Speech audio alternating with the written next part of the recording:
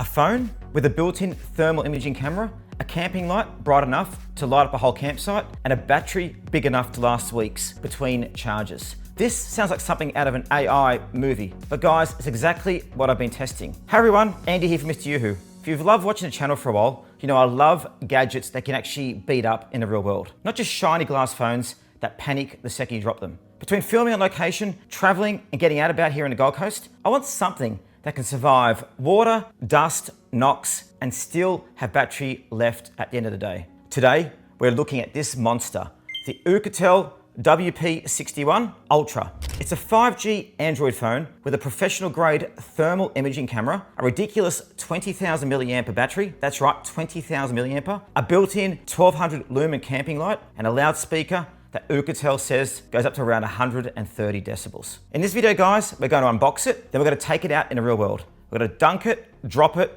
get it dirty, test the thermal camera around the house and outdoors, use it as a camping light, and see what that huge battery is actually like to live with. It's not going to be a marketing brochure, it's a proper live with it and see what breaks review. Now this is going to be perfect as well for the Australian outdoors. Australian, we've got big outdoors out here, so it's very important to have things that can actually last. So this is going to be perfect for people that do trades, people who work in business, construction, all that kind of stuff. So if you found this review helpful, don't forget to like, subscribe, and check the link in the description for the latest pricing and deals on the Oukitel WP61 Ultra. Also, if you love this, check out our full reviews on the Oukitel WP36 rugged smartphone and the Oukitel RT8 rugged tablet, which we have in links below. Anyway, guys, let's start using it.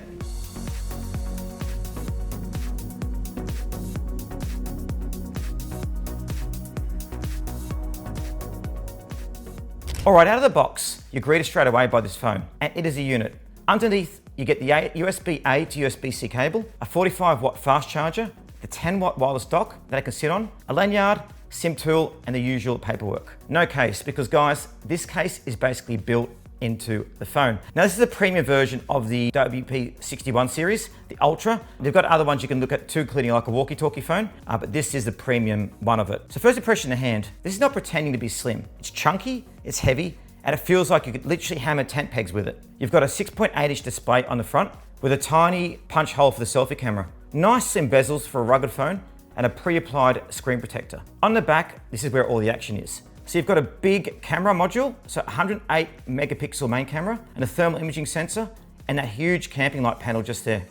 Around the edges, as you can see, there are proper exposed screws, reinforced corners and rubberized sections that make it easier to grip even when your hands are wet or dry. And you can see it in my hand quite here, it doesn't move at all, and it's actually really finely balanced as well for use. Button-wise, you've got a power button with a fingerprint reader built in, a volume rocker, and a programmable side key that can map to things like the torch, camera, or in my case, straight into the thermal imaging app with one press. Ports are sealed, and the whole phone itself is rated IP68 and IP69K. Plus it's also got the MIL SCD 810H. So on paper, guys, it should handle water, dust, and drops much better than a normal flagship. And we're going to show you how that works shortly.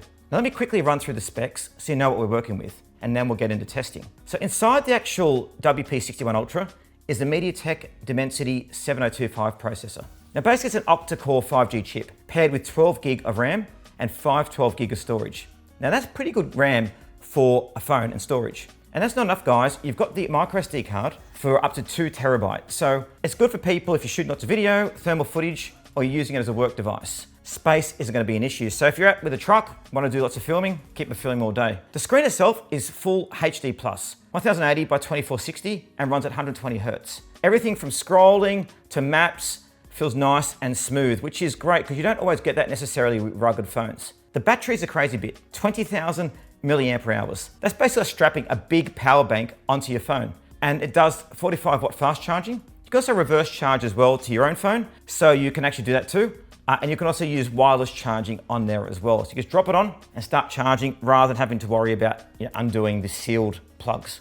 Camera-wise, the big surprise. You're getting a 108 megapixel main camera on the back, an extra 8 megapixel sensor, and a 32 megapixel front camera. But the party trick here is, guys, the thermal imaging module. It's a 256 by 192 resolution thermal sensor running at 25 Hertz. It's not just a toy overlay, it's actually smooth enough to use in real-time things like inspections. Software-wise, it's running Android 16 with Oukitel's light skin on top. You've got 5G, NFC for payments, a gyroscope for gaming and AR, and the usual GPS, GLONASS, or whatever satellite alphabet they're on. So on paper, guys, it can pretty much do everything your normal phone can do, plus a lot more. And the specs are up there with some of the flagship phones as well. So it's gonna be good to test it out to see how it survives with that. All right, the basics, let's start using it. First thing I wanted to test was the ruggedness, because that's the whole point of a phone like this. So guys, as you can see here, I took it outside, made sure everything was sealed, and dropped it from about head height onto concrete a few times. Okay guys, I've been filming out here with the night vision to see exactly how it looks outside. I'm just gonna go and test out the durability by actually dropping the phone now out here on the courtyard. It's gonna be dropping onto the courtyard tiles, so we see really if it does stack up. So let's do it now. So I'm gonna bring it over here so you can see me. There's the phone there, turned on, dropped. Straight onto the cement there, and as you can see, look at this, it's absolutely perfect.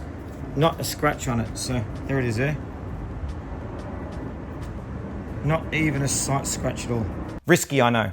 The corner took the hit. There are a couple little scuffs on the plastic, but the screen is totally fine and everything still works. I wouldn't recommend playing cricket with it, but for real world drops off a workbench or out of a pocket, it does feel very confidence inspiring.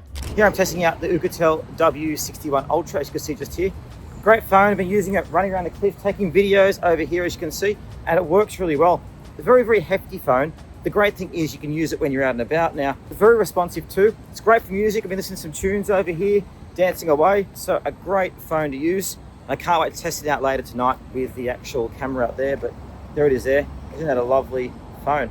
Next up is water, because if you're using this out and about, water is very important. So again, IP68 and IP69K. So I filled up a tub, hit record on the camera and dumped it in. I left it underwater for a while, sloshed it around, pulled it back, no drama. There it is just there. So there's a camera, see, still working, no issues at all. I mean, you can literally just throw it in a pool if you want like that. There you go. But my point being is, it is still working. So there is a camera and still working. So available for all sessions. Touchscreen's a bit weird when it's wet like any phone. The speakers cleared themselves quickly and nothing fogged up. If you're working in the rain, fishing on a boat, or you just drop it in a puddle, guys, it should shrug it off quite easily. And I use phones like the beach. It's important to have something that if I drop it, it's gonna be okay. Yes, it's on the heavy side, but it's a trade-off with all the different features. But now the fun bit, the thermal camera. So I mapped the side key to launch the thermal app, because this is a feature I'm most constantly playing with. As soon as you open it, you get a live thermal view with all the hot and cold areas clearly visible. I started around the house, checking hot water pipes on the wall, looking at the back of my appliances, my computer to see where it was running hottest, checking door and window frames to spot where cold air was leaking, or in this case, hot air because it's summer. The level of detail is honestly impressive for something built into a camera phone. Now, I also live near a busy road, so I took it out and actually tried to get the vision of the cars going past. As you can see, it does glow on the different heat levels. And I also put it on at nighttime as well. Point it down the street and you can actually see the people at night. You can see the shapes with the camera, which I think is really cool. So guys, outdoor stuff like camping, hunting, watching wildlife, perfect. Walking a dog in the night, it's good. But also if you're actually a tradesperson, yeah, it's generally useful. I also tried a bit more of a pro style test, looking at my switchboard and power points. Straight away you can see which breakers and cables are running hotter than the others. For an electrician, HVAC tech or building inspector, guys, that's the kind of visual quick check that can save a lot of time. Now the app itself lets you switch color palettes, lock temperature ranges, take photos and videos, and overlay a normal camera image with the thermal view. So you know exactly what you're looking for at. Not a replacement, guys, for a multi-$1,000 dedicated thermal camera, but having something on you all the time, seriously impressive. And the other thing is, if you're out, you need to use it, you've actually now got it. You don't have to worry about the equipment. Actually, speaking of outdoor stuff, let's talk about the camping light and speaker. So I'm gonna go and test out the camping light now. Now it's a 1200 lumen camping light. To put that into context, it's way more brighter than a normal phone flash and more like a small dedicated lantern. I took it on a dark night, turned it off for the house and switched it on, and you can see here, look at that, it brightens the whole place up. Putting it outside, it brightens up the whole backyard. I mean, literally guys, you can find whatever gear you want from it. Now they say not to look into your eyes with the full brightness, so don't do that, which I actually did, silly me. Because I run different brightness levels and modes. So for camping or working under a car at night, it's exactly the kind of thing you usually have to carry separately. Here, it's just built into your phone. And when I go camping shortly, this is great because I can charge my devices, I can use the heat sensors, I can use the light, I can use the camera. I mean, it's a perfect phone to use. Also, loudspeaker is no joke. Oukitel claims it's around 130 decibels, So I didn't whip over the sound meter, but let's just say it's loud enough to hear over tools or traffic. If you're playing music at a campsite, no one's going to complain about it being too quiet. It's not an audiophile speaker. Don't expect hi-fi. For calls on loudspeaker, GPS directions, and a bit of music, or YouTube, it does the job with plenty of volume. I'm going to go test it out now, guys, and let me know what you think. We'll do lower, medium, and higher, and a bit of Mr. You Who kind of disco.